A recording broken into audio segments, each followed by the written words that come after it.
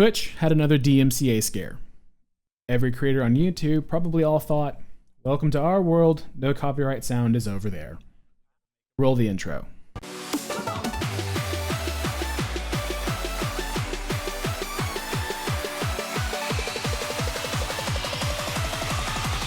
At this point, a lot of YouTube content creators probably could be lawyers when it comes to DMCA. What I've noticed, however, is that a lot of my friends that stream over on Twitch don't seem to know a lot about DMCA or have slight misinformation. So before we dive into what Twitch did, let's clear some things up. So if you are or know a Twitch streamer, here is your formal education from a YouTube content creator that has written a few fair use notices. DMCA, which stands for the Digital Millennium Copyright Act, is a law that dictates what you can and can't do with copyrighted content while also covering the liabilities for internet service providers and platforms such as YouTube and Twitch.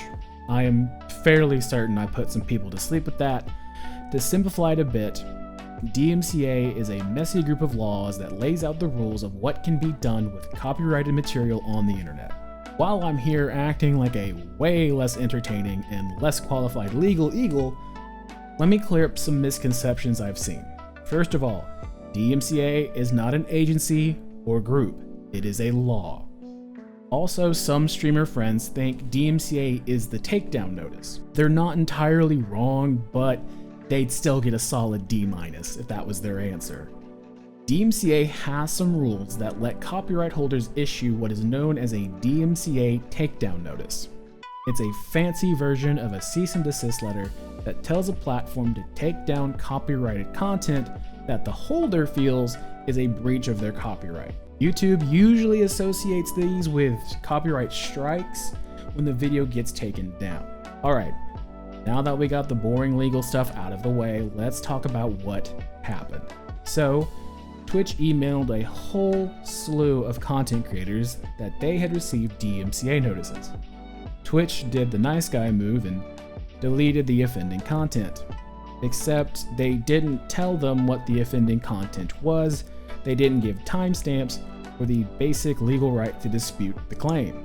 That last one also may put Twitch in legal liability with their content creators if one of those takedowns wasn't in good faith. So first and foremost to Twitch content creators, which include some of my friends. Welcome to 21st century copyright. This was coming a mile away.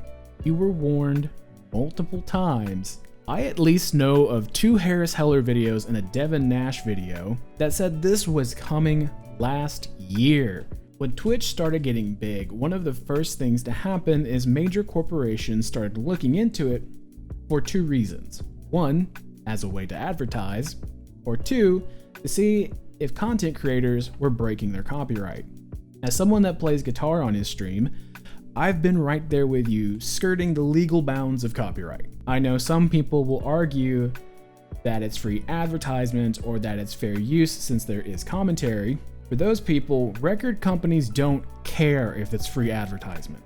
People are watching your stream, listening to their music for free. I've heard follow-up arguments. You pay for Spotify or you pay for Apple Music and you can do whatever you want, and you would be, in professional terms, wrong. I know I said I was done with legal babble, but here's one more round for the people in the back.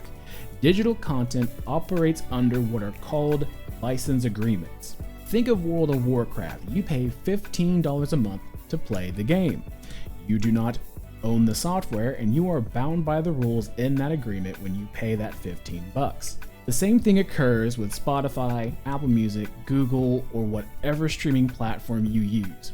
You are paying for an individual personal use license that does not cover commercial or public performance like your Twitch stream. And the record labels are well within their rights to send you a DMCA notice. Is that fair?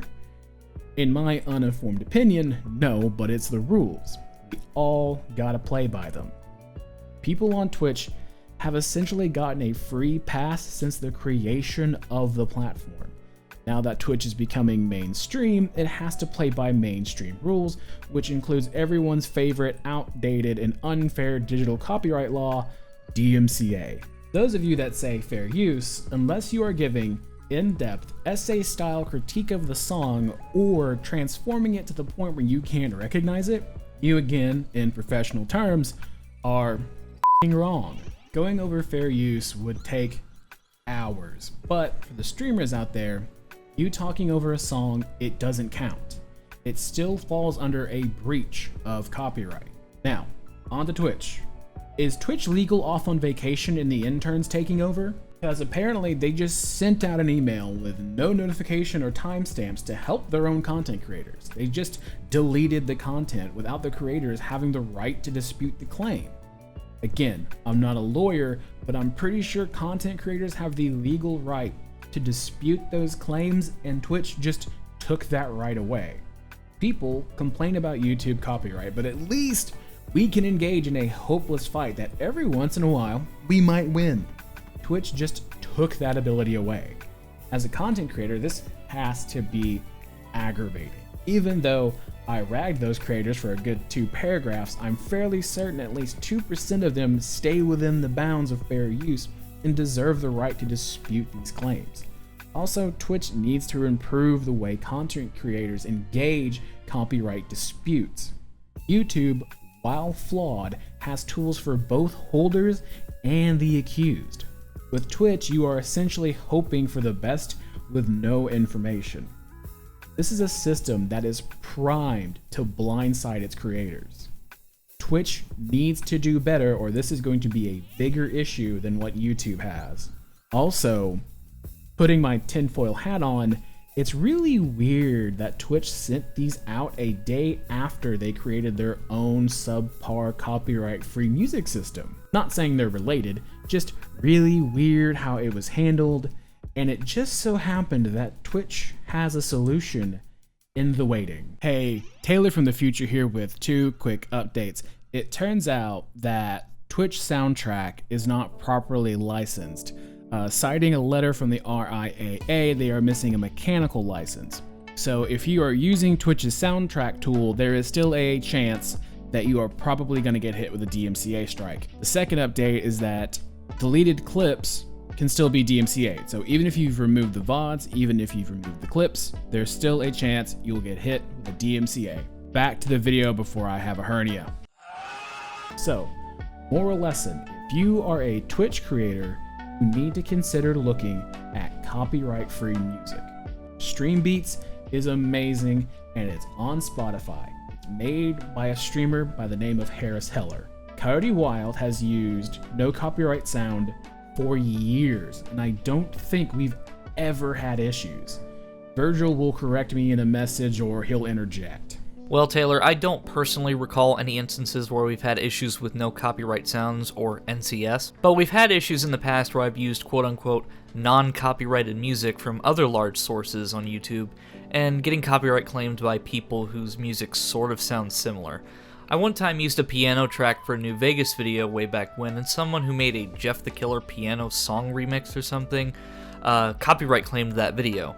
But due to how broken the copyright dispute system is, I just deleted the video entirely so that the person received no revenue from it. That's how broken and outdated DMCA and copyright law in general has become. It's better to just not fight it because it always tends to be in the favor of the claimant. Dear Coyote Wild, thank you for submitting your video appeal to YouTube. After further review, we have reinstated your video. For more information, please visit the YouTube Help Center. We apologize for the delay. Due to the recent global health crisis related to COVID-19, a number of our normal review processes have been disrupted and are experiencing delays. To stay up to date on any changes in our services and our broader response to COVID-19, please check the Help Center. Sincerely, the YouTube team. To give some insight into how outdated and irrelevant this law has become in this day and age of the internet, DMCA was passed in October of 1998 when the 3 most popular sites at the time were AOL, Yahoo, and MSN. Comparing the internet back then, where websites like YouTube and Twitch didn't even exist, and social networks were primarily through Yahoo Messenger, to websites nowadays where Twitter, Facebook, and YouTube are commonplace. Something needs to be amended to modernize this law that includes things like Twitch streamers and YouTube creators. We shouldn't be bound by a 22-year-old law that regulated content on an infant internet where video streaming was barely possible and almost non-existent. Anyway, back to you, Taylor. For those that do covers on Twitch, you are in a weird gray area. Like me, you'll have to figure out if your case falls in fair use, or you'll need to look into licensing. To Twitch, you are hurting your content creators, and looks like you're doing this to push a subpar music service. Let your creators have timestamps and have the power to argue, admittedly knowing they'll have to get lawyers if it escalates.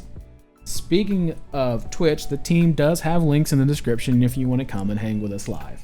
You can even pop into my streams and argue with me if you want. I'll have a good debate. Have a good one.